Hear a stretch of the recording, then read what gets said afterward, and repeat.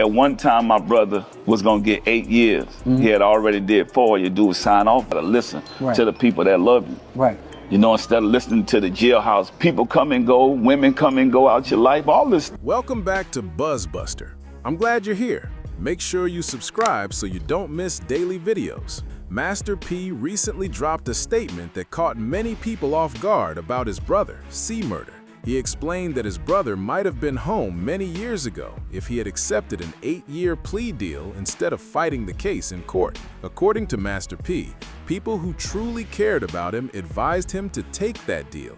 But other voices around him while he was incarcerated pushed him in a different direction. Master P said that single decision changed everything for their entire family. One time my brother was gonna get 8 years. He had already did 4. You do is sign off. C Murder refused the deal and chose to battle the charges in court, believing that was the right path at the time. The trial eventually moved forward, and the result was devastating for everyone involved. In the end, the court sentenced him to life in prison without the possibility of parole. Years later, Master P is speaking openly about how things unfolded and how difficult the situation has been. He explained that some of the same people who once surrounded them during that time are no longer standing with them today. According to him, the reality inside prison can be harsh, and there is not always someone there looking out for your best interests. Master P also spoke about how deeply the case has affected their family over the years,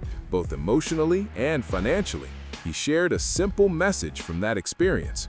Sometimes the hardest truth is learning that you must listen closely to the people who genuinely care about you and want the best for you. Then, in early March 2026, Master P sat down for an interview that immediately grabbed attention online. For more than 2 decades, the public conversation around the C Murder case followed the same familiar claims: that he was innocent, Time go, you're gonna find out who real or not. Your family gonna be there no matter. that witnesses were unreliable, and that the justice system had failed him. Those arguments appeared at rallies, in interviews, in legal filings, and across social media for years.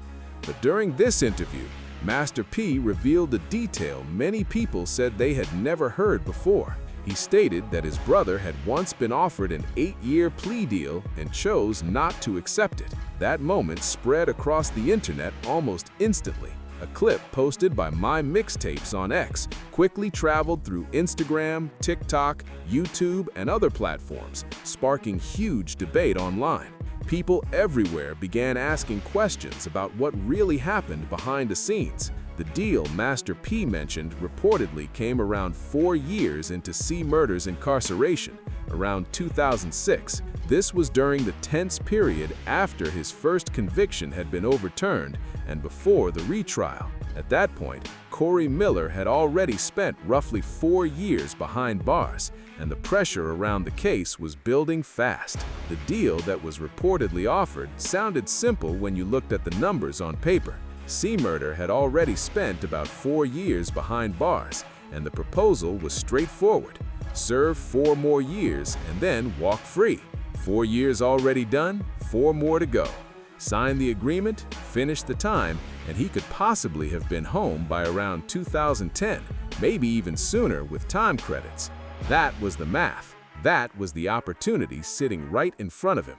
But C Murder refused to accept that deal. He stayed firm on his claim of innocence and would not sign anything that suggested he committed the crime. Instead, he chose to take the risk and return to court for another trial. That decision set off a chain of events that would shape everything that came next. Then, Master P said the line that quickly started making headlines everywhere. He pointed to the influence of jailhouse people. That phrase hit hard because he wasn't talking about random strangers.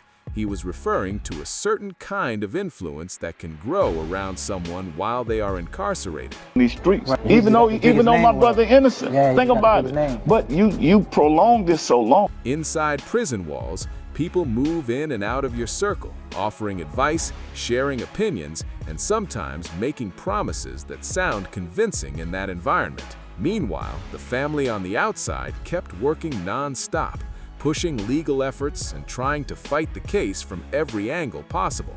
Master P explained how exhausting that journey became over the years, both emotionally and financially for everyone involved. Then he reached what many saw as the most difficult truth in the situation.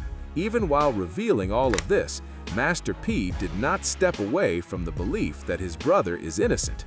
In fact, he said it clearly, "My brother is innocent." But right after saying that, he acknowledged something else that people could not ignore. He admitted that his brother's decision also extended the situation.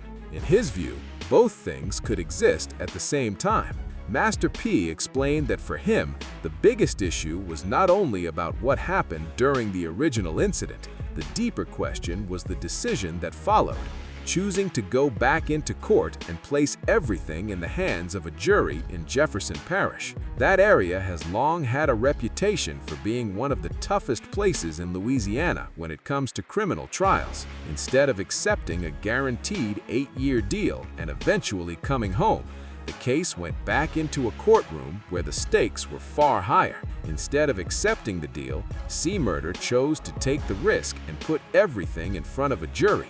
That decision became the turning point in a story that is now stretched for more than 2 decades. Master P summed up the entire situation with one powerful sentence that quickly grabbed attention everywhere. He said, "If he would have taken the deal, we would not be dealing with this." That statement made many people pause and rethink the timeline of everything that followed. After that choice, the years kept stacking up.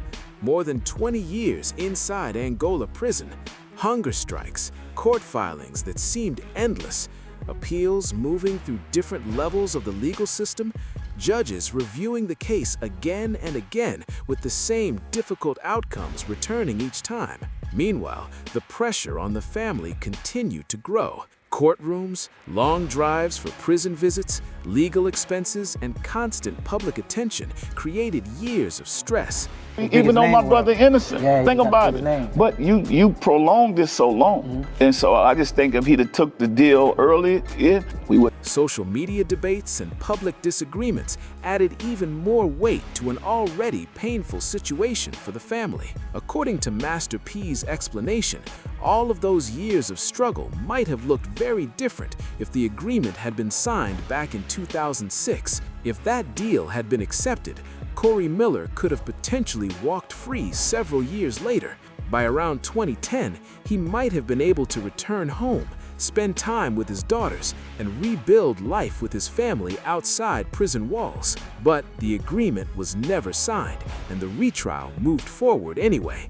When the retrial ended, the jury delivered a 10-2 vote. After that decision, the judge handed down the sentence: life in prison without the possibility of parole. That ruling came on October 22, 2009, and it shaped everything that followed. From that point on, each legal effort faced another difficult barrier. Appeals were filed, petitions were submitted, and new arguments were presented. But the responses from the courts continued to go in the same direction. In 2011, the Louisiana Appellate Court rejected the challenge. In 2012, the Louisiana Supreme Court declined to change the outcome. In 2013, the United States Supreme Court also chose not to take up the case. Years later, in 2023, a federal district judge again rejected another attempt to reopen the matter. Each step showed just how difficult it can be to reverse a case once those legal decisions are locked into place. On February 4, 2026, the Louisiana Supreme Court delivered a major decision that brought the case to another critical moment. All 7 justices agreed in a unanimous ruling, closing the final door at the state level after decades of legal battles. In the court's decision, the judges explained that Corey Miller had already used his opportunities for state collateral review. They also said there was no legal exception presented that would allow another filing to move forward. In simple terms, the court made it clear that every remaining state option had now been exhausted. That ruling marked one of the toughest legal stops in a fight that has lasted for more than 20 years. But Miller responded publicly and made it clear he was not ready to give up. You gotta want to do right. Right. Are you trying to keep him in the right mindset? Yeah, I mean, that's my family. He said the fight was still alive and promised he would continue searching for other legal paths that might still be available. Just days after that major court decision, Master P sat down for an interview that quickly started making headlines. During that conversation, he revealed something many people said they had never heard before: the 8-year plea deal that had once been on the table. At one point in the interview, he also spoke about family and the people who shaped his life, saying, "Grandmother, she's not here right now. She's my angel, I know that." That emotional moment added even more weight to the conversation. The timing of the revelation did not appear random. Master P was reacting to the latest court setback and the reality of watching his brother face another legal barrier after more than 20 years of challenges. During the interview, he spoke about something he had reportedly kept private for nearly 20 years. From his perspective, one decision set the entire chain of events into motion. According to Master P, the biggest turning point was not the night at the Platinum Club, not the witnesses, and not even the jury that later heard the case. In his view, the real moment that shaped everything happened back in 2006. That was when a man who strongly believed he was innocent chose to risk everything and trust that the legal system would eventually clear his name. Instead of accepting a guaranteed path home through a plea agreement, he decided to continue fighting the case in court. Master P has spoken openly about the weight of that choice and how difficult it can be to watch someone you care about turn down an opportunity that might have brought them home sooner. His perspective carries a different kind of clarity, especially coming from someone who spent years on the outside trying to support and guide his brother through an extremely complex situation. And through all the court rulings, public debates, and years of legal arguments, one thing has remained constant in their family's message: C. Murder is still Master P's brother, and that family bond has never changed. But the plea deal that was once on the table and never accepted. Get into a jam, especially if you're a celebrity, like you gonna get made an example of, like you got. Continues to cast a long shadow over everything that followed. The years that passed after 2006 carry a heavy weight. Every one of those years represents time that cannot be returned, all tied back to that single decision. To understand why turning down an 8-year deal eventually led to a life sentence without parole, you have to look closely at what C. Murder stepped back into when he chose to go to trial again. The legal system surrounding the case was already moving, and the situation was far from simple. The story goes back to January 12, 2002, inside the Platinum Club in Harvey, Louisiana. That night quickly turned chaotic. A 16-year-old fan named Steve Thomas became caught in the middle of a large fight involving roughly 15 to 20 people. During the confusion, he was beaten and later fatally shot once in the chest, a tragic moment that shocked the community. Reports later suggested that metal detector checks at the club were not used for certain VIP guests and celebrities that night. That detail raised additional questions during the investigation and became part of the broader discussion around how the situation unfolded. Amid the confusion, 2 eyewitnesses later came forward. A security guard named Darnell Jordan and another witness, Kenneth Jordan, both told investigators they believed Corey Miller was the person who fired the shot. Their statements became an important part of the prosecution's case as the investigation moved forward. At the same time, the case also raised difficult questions. Investigators never recovered a firearm that was directly connected to the shooting. There was also no DNA evidence presented that tied him to a weapon. Even with those unanswered questions, events moved quickly. Within days, Corey Miller was arrested and charged with second-degree murder. The case soon went to trial, and in 2003, the first trial ended with a conviction. But the legal fight surrounding the case was far from over, and the story continued to unfold in the years that followed. The first conviction did not stand for long. The following year, the ruling was overturned after it was revealed that prosecutors had not shared criminal background information connected to 3 key witnesses with the defense. That discovery created a major legal issue and forced the case back into the court system once again. That moment reopened the case and created a window where new legal options could be considered. It was during that period that Master P later spoke about reportedly appeared on the table. In 2006, Corey Miller was released on bond and placed under house arrest while the case continued moving through the courts. During that time, he continued recording music and publicly maintained his position that he was innocent.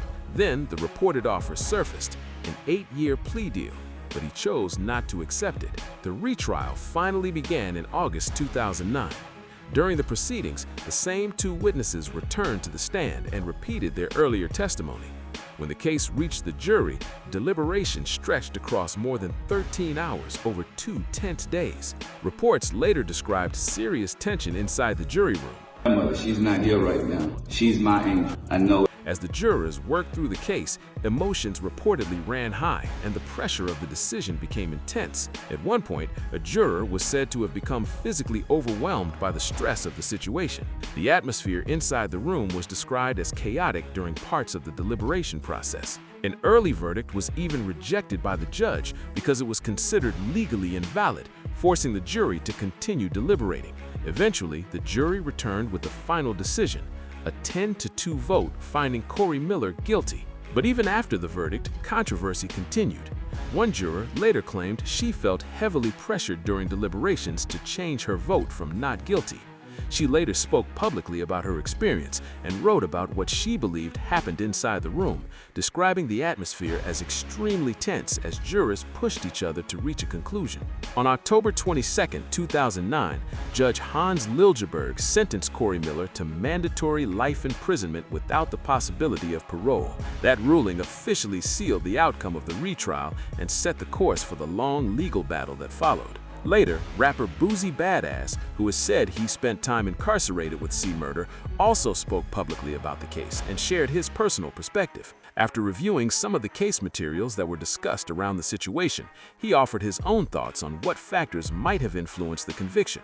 Boosie pointed to a detail that many people feel often gets overlooked when the story is told. He brought up what some refer to as the Baton Rouge incident, an event that goes back to 1991 at a venue called Club Rags in Baton Rouge. According to reports from that earlier situation, Corey Miller fired a weapon into the air after he was reportedly denied entry into the club. No one was killed or seriously injured during that incident, but the moment still became part of the history connected to his public image. Years later, during discussions surrounding the Harvey nightclub case, reports indicated that jurors were shown footage connected to that earlier Baton Rouge event. That meant the jury was not only hearing the name of the person on trial, they were also seeing video of Corey Miller holding a firearm in a completely different situation. For some observers, that detail became very important. By the time the trial happened, the stage name C-Murder was already widely known in music and media. The name itself carried a powerful image that had been built over years in the rap industry. Boosie addressed this issue directly while speaking about the case. He argued that the name alone could create a strong impression before the trial even fully unfolded. When jurors heard the name C-Murder, it may have already carried a reputation that shaped how some people viewed the situation from the beginning. Then, when footage from another nightclub incident was also shown, some critics of the case believe it may have further influenced how certain jurors interpreted the evidence. In that sense, the courtroom battle was not only about what happened during that single night at the Platinum Club, but also about the image and reputation surrounding the man standing trial. The location of the trial also played a role in the discussion. Jefferson Parish has long had a reputation for being one of the toughest areas in Louisiana when it comes to criminal cases. Even Master P himself has described it as one of the most difficult parishes in the entire state when facing a serious charge. Boosie also spoke about the broader legal climate in Louisiana, saying the environment surrounding cases like this can sometimes be complex and intense. Those concerns carried additional weight because of how the verdict itself was delivered. When the decision came down in 2009, the jury vote was not unanimous. The final count was 10-2.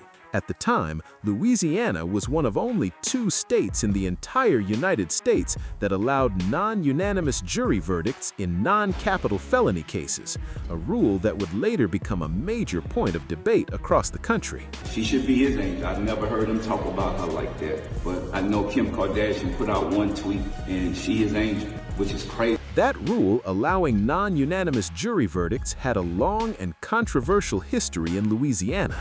Legal scholars have traced its origins back to the post-Reconstruction era, a time when certain laws were designed in ways that could weaken the influence of black jurors during trials. Over the years, critics argued that the rule raised serious questions about fairness in the justice system. Decades later, the law finally changed. In 2020, the United States Supreme Court made a landmark decision in Ramos versus Louisiana. The court ruled that non-unanimous jury verdicts in criminal cases were unconstitutional, meaning juries must now reach a unanimous decision to convict. However, there was a major catch in that ruling. The decision only applied moving forward and was not made retroactive. That meant people who had already been convicted under the older system did not automatically receive new trials. Because of that limitation, C. Murder's conviction remained in place. Even though the constitutional rule changed, the new standard arrived years after his case had already been decided. Master P has spoken publicly about those historical roots while discussing his brother's situation. He has pointed to the Jim Crow era origins of the rule and questioned how it affected cases that were decided under the old system. Meanwhile, the legal battle continued to intensify in the years after the conviction. In 2018, both key witnesses in the case, Kenneth Jordan and Darnell Jordan, signed sworn affidavits recanting parts of their earlier testimony. In those statements, they claimed investigators pressured them and threatened them with unrelated criminal charges if they did not identify Corey Miller as the shooter. The recantations immediately drew national attention and sparked huge discussion online. The situation became so widely talked about that the claims were even featured on the investigation discovery series Reasonable Doubt. Across social media, hip-hop fans and observers began reacting strongly, with many believing this new development might finally reopen the case. But the breakthrough many people expected never fully materialized. In January 2019, a state court reviewed the recantations and ruled that they were unreliable. The judge pointed out that both witnesses had identified Miller as the shooter multiple times before the trial ever took place. Because of that history, the court determined that the new statements were not strong enough to overturn the conviction, and the ruling left the original verdict in place. No new trial was granted, and the case continued running into the same legal barriers again and again. In November 2023, U.S. District Judge Sarah S. Vance reviewed the case at the federal level and ultimately upheld the conviction. In her ruling, the judge stated that Corey Miller had not presented clear and convincing evidence showing that a legal error had changed the outcome of the trial. That decision kept the conviction firmly in place and marked another difficult moment in the long legal fight. Then another major development arrived in February 2026. The Louisiana Supreme Court reviewed the latest attempt to reopen the case and unanimously rejected it. With all 7 justices agreeing on the decision, the final door at the state level officially closed. While those legal battles were playing out in courtrooms, another struggle was unfolding behind prison walls. Over the years, concerns about C. Murder's health and physical condition began drawing attention. In 2018, he launched a hunger strike at Angola prison, protesting conditions he described as cruel and unusual. The protest brought new focus to the situation and raised questions about the environment inside the facility. Then the situation resurfaced again in 2021 while he was housed at Elaine Hunt Correctional Center. At that time, he began another hunger strike, this time accusing the Department of Corrections of medical neglect. The claims quickly drew national attention. Civil rights attorneys Benjamin Crump and Ronald Haley Jr. became involved and publicly called for answers from officials regarding the conditions being described. Boozy Badass, who has spoken openly about his own experiences with the prison system, also commented on the situation. He explained that when someone feels like every legal option has been exhausted, actions like a hunger strike can become one of the few remaining ways to draw attention to what they believe is happening inside prison walls. All of these developments together form a larger picture of what C-Murder has been facing for many years. The case has included a conviction that relied heavily on eyewitness testimony. I know he's incarcerated, and I get that, but still, you have to have a heart for the people that really help. Later, recantations that were rejected by the courts, a 10-2 jury verdict under a rule that has since been declared unconstitutional, and a trial that took place in a parish known for aggressive prosecution. Added to that was the public image tied to the stage name C-Murder, which prosecutors were able to reference in front of jurors. After the verdict, the case entered a long aftermath that has stretched across decades of legal challenges, public debate, and continued efforts to revisit the outcome. Years passed with hunger strikes, denied appeals, and federal rulings that continued to reach the same conclusion again and again. Court after court reviewed the case, and the outcome rarely changed. The answer kept coming back the same way: no. Right in the middle of all those years sits the decision from 2006, the plea deal that Master P later revealed, an offer that could have potentially avoided much of the legal maze that followed. But the deal was refused, and the case continued down a far more difficult path through the courts. For the family at the center of the story, that revelation did not arrive during a calm moment. It landed after more than 2 decades of stress, public debate, legal battles, and emotional strain that pulled everyone involved in different directions. Situations like this are rarely simple, and no one involved had full control over how everything unfolded. To understand why Master P spoke so openly in March 2026, you have to look closely at what those 20 years between 2006 and 2026 actually meant for the Miller family. The sacrifices, the losses, and the long stretch of waiting for answers. Corey Miller and Percy Miller grew up together in the Calliope Projects in New Orleans, an area often referred to as the Third Ward. Life there was difficult from the very beginning. Their father left early, and much of their upbringing came under the guidance of their grandmother, who they lovingly called Big Mama. Around them were their siblings as well, including Silk the Shocker, a sister named Jermaine, and another brother named Kevin. The family was tight-knit, but life in that environment brought its own challenges. Then tragedy struck early in their lives. In the early 1990s, their brother Kevin was killed. The loss left a deep emotional mark on the entire family.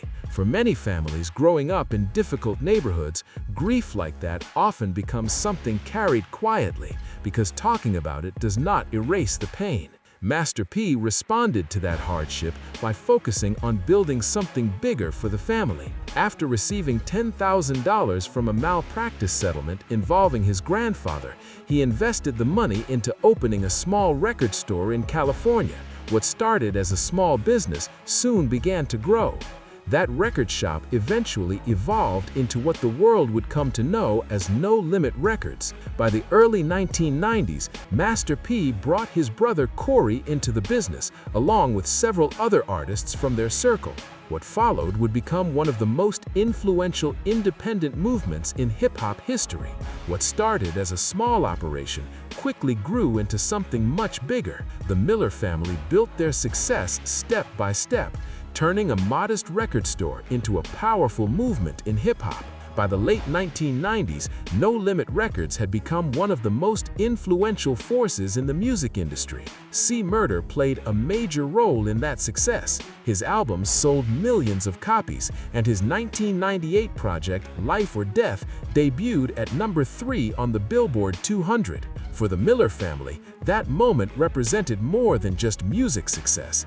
It felt like proof that they had pushed past the hardships of growing up in the Calliope Projects. After everything they had faced in the Third Ward, they believed they had finally built a new path on the other side of those struggles. But then, January 2002 happened. The events of that night began a chain reaction that slowly placed enormous pressure on the entire family. Over time, court proceedings, intense media attention, public debate, and years of legal battles created tensions that stretched across decades. In the early years after the arrest, Master P stood firmly beside his brother. His public position was clear and consistent.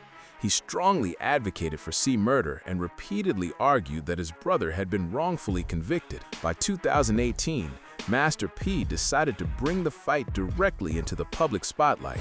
He organized a rally at Xavier University in New Orleans, standing in front of a large crowd while calling for justice in his brother's case. During that event, he laid out the argument for Corey Miller's innocence. He spoke about witnesses who had later recanted their testimony and pointed to what he believed were serious failures within the legal process. Master P also framed the situation as part of a broader conversation about justice and fairness in Louisiana. In his view, the case raised questions that went beyond one individual situation. While he continued speaking publicly about the case, he was also supporting his brother privately behind the scenes.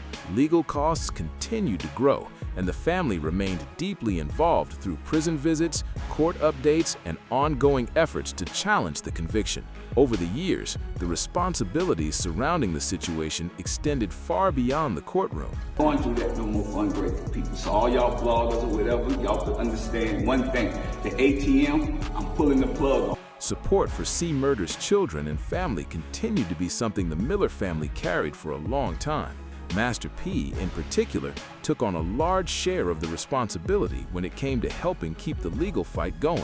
Legal costs, family obligations, and emotional strain all became part of the reality they faced year after year. For a long time, much of that effort happened quietly behind the scenes. Then, in 2020, something shifted that brought a wave of new attention to the case. Kim Kardashian and singer Monica publicly announced that they were working to help advocate for C Murder's release. Their involvement immediately pushed the story into a much bigger spotlight. Headlines spread across media outlets, and millions of people who had never followed the case before suddenly started paying attention and discussing it online. From inside Angola prison, Corey Miller responded with strong gratitude. He publicly thanked both women and referred to them as his angels and his ride or dies, showing appreciation for the support they were offering during such a difficult time. Master P watched that moment unfold publicly, and it clearly stirred up strong emotions. Not long after, he posted a video on Instagram that many viewers described as raw and emotional. The video did not feel rehearsed or polished. Instead, it came across as a moment of frustration and pain being shared in real time. During the video, Master P began talking about their grandmother. He said, "My grandmother," as he explained how Big Mama, the woman who helped raise both of them, had spent years visiting Corey in prison. Those visits were not easy. She went through security searches at the entrance, waded through long lines, and endured the difficult process many families face when entering prison facilities just to spend time with someone they love. According to Master P, their grandmother spent years making those difficult prison visits. Time after time, she sat in visiting rooms with glass separating her from her grandson, showing up with love and support even through the hardest moments. Yet despite all those years of loyalty and sacrifice, Master P felt she never received the same public recognition that appeared when celebrities later joined the conversation. Still, even while expressing that frustration, he made one thing very clear. He continued to say that he believed his brother was innocent. He continued to say that he wanted him home. What troubled him most was the imbalance. The feeling that people who had only recently stepped into the fight were suddenly receiving more attention than the family members who had been there from the very beginning. That moment revealed something deeper that had been building inside the Miller family over many years. To the outside world, everything often looked like a united front. People saw celebrities speaking out, rallies being organized, and legal filings moving through the courts. But behind the scenes, the emotional weight of a 20-year battle was starting to show. For Master P, that pressure had been building quietly for a long time. The issue was never about rejecting help. He He understood very well how powerful public attention can be. Wrote a book about them turning on you. I mean, how is that real? How is that true? Because that's your word. When high-profile voices like Kim Kardashian stepped into the conversation, the case suddenly reached millions of people who had never even heard Corey Miller's name before. That kind of spotlight can shift public awareness in ways that legal arguments alone sometimes cannot. It can bring attention to a case far beyond the courtroom. However, what Master P struggled with was the lack of recognition for the people who had been carrying the burden long before the cameras and headlines arrived. For years, family members were the ones driving long distances to prisons, sitting inside visiting rooms, and helping cover legal expenses that continued to grow. They were the ones making phone calls to attorneys, organizing support quietly behind the scenes, and trying to keep hope alive for their loved one. Even as court after court continued to deliver the same answer, no, the family kept pushing forward, holding on to the belief that the fight was not completely finished. When celebrity attention around the case surged in 2020, the public conversation quickly shifted. Suddenly, the story in the media focused heavily on high-profile figures stepping in and using their platforms to advocate for C. Murder's release. From the outside, it looked like a powerful wave of support, but inside the Miller family, the shift created complicated emotions. The help itself was not the problem. What felt difficult was seeing decades of quiet sacrifice suddenly pushed into the background while a moment of viral attention took center stage. For many years, family members had been carrying the weight of the situation without cameras or headlines. When the public spotlight arrived, it sometimes felt like that long history was being overlooked. Master P's emotional Instagram video reflected that frustration in real time. In that moment, he was not speaking as a business figure or a music executive. He was speaking as a brother who had spent more than 20 years watching someone he loved remain behind prison walls. And that emotional tension never fully disappeared. The legal fight to free C. Murder continued through court filings and public campaigns, but the personal toll on the family kept growing with every setback. Each denied appeal, each rejected motion, and each passing year added another layer of pressure. Over time, those moments build up in ways that people on the outside rarely see. By the time Master P sat down for the interview in March 2026, all of those years were sitting behind his words. The rallies, the courtroom losses, the celebrity involvement, the disagreements within the family, and the emotional exhaustion from a fight that had stretched across decades. That is why the revelation about the 8-year plea deal carried so much weight. It was not just another legal detail. It reminded people that back in 2006, there may have been a completely different path. A single decision at that moment had the potential to change the direction of everything that followed for the Miller family. Then another announcement created a wave of reactions online. Master P revealed that for the time being, he planned to step back from providing financial support and from making prison visits. The statement quickly spread across social media, and people immediately began debating what it meant. Master P explained the reality of what those prison visits can involve for families. The long drives, strict security searches at the entrance, and the emotional difficulty of sitting across from someone you care about while separated by glass. He described how that routine can take a heavy toll on a person physically and mentally. After years of repeating that process, he said he had reached a point where he needed to step back and focus on his own well-being. Many people online quickly interpreted Master P's message as abandonment, but that reaction left out a lot of important context. He never said his brother was guilty, and he never changed his long-standing position about the conviction. From the very beginning, he has continued to say the same thing. He believes his brother should not be in prison.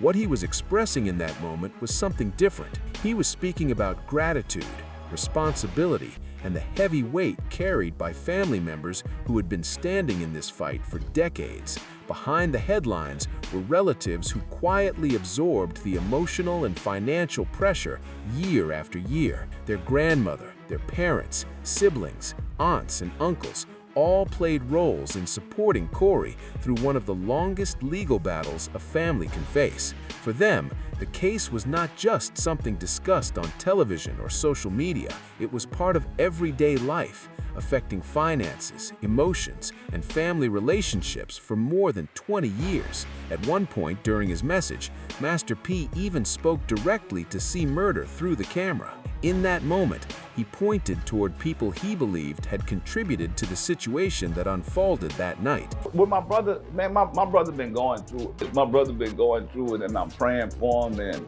I feel like now everything that he was referring to individuals who were present during the chaos at the club when Steve Thomas was tragically shot. According to Master P's frustration, some of those individuals had faded completely out of public attention. While they were living their lives freely, Corey Miller remained behind the walls of Angola prison. Still, Master P made it clear that he was not saying his brother deserved to be there. His frustration came from a different place. He felt that certain details about the events of that night had never been fully addressed, while the Miller family carried the public pressure, the media attention, and the personal sacrifices that followed. Underneath everything, the rallies, the interviews, the social media debates, and even the moments when support temporarily stepped back, one detail always remained in the background: the plea deal from 2006, the opportunity that once existed but was never accepted, a moment that in hindsight, many believe could have changed the path of the entire situation. Even through the tension and public disagreements, Master P never stopped praying for his brother. He never stopped saying he wanted him to come home. The family conflict that became very visible around 2020 did not stay frozen in that moment forever. Over time, emotions began to settle. By 2025 and 2026, Master P was once again speaking publicly about the case and continuing to push the conversation forward. The bond between brothers never fully disappeared. For a period of time, frustration became the loudest emotion. But eventually, that intensity softened into something deeper, something that sounded more like grief than anger. Today, when Master P talks about his brother, his words carry the perspective of everything he has lived through. From growing up in the Calliope projects, to building No Limit Records from the ground up, to creating a life far beyond where they started, every part of that journey shapes how he now reflects on the long and complicated story surrounding his brother. That transformation has always been sitting quietly in the background whenever Master P speaks about Corey Miller. By the time he spoke again in 2026, the conversation around C. Murder had already stretched close to 25 years. During that time, entire generations of hip-hop fans grew up hearing about the case. People debated it online, discussed it in interviews, and tried to understand what really happened that night in Harvey, Louisiana. For the Miller family, though, the story was never just a public discussion. It was something they lived with every single day. Each year meant more court filings, more meetings with lawyers, and more waiting for decisions that almost always came back with the same outcome. Families who go through long prison cases often say that time begins to feel very different. Birthdays pass without someone being there. Children grow up. Parents age. Life on the outside continues moving forward, while the person inside remains in the same place year after year. Corey Miller experienced that reality while watching life unfold from behind prison walls. During the years he spent fighting appeals, his daughters continued growing up. Friends and relatives built careers, started families, and moved through different chapters of life, while he remained inside the same system that had sentenced him in 2009.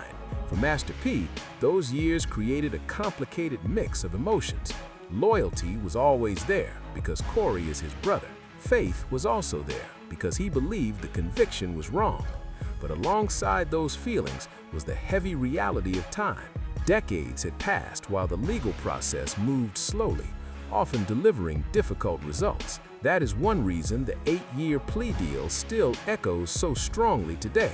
Not because it proves guilt or innocence, but because it represents a moment when the entire direction of the story might have changed. If that agreement had been accepted in 2006, the timeline might look completely different. Instead of spending decades inside Angola prison, Corey Miller might have walked out several years later and begun rebuilding life on the outside. The Miller family might have been dealing with ordinary life challenges rather than years inside courtrooms and legal battles. But history does not move backward. The retrial happened. The conviction remained in place. Appeals were denied, and the case continued moving through the legal system.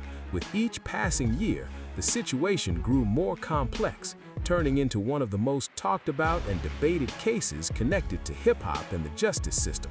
Over the years, new arguments, documentaries, and public campaigns have continued to bring attention back to the case. Even today, people remain deeply divided about what justice should look like in this situation. Some believe the courts have already reached their final decision and that the legal process has run its full course. Others believe the system made serious mistakes and that the case still deserves another review.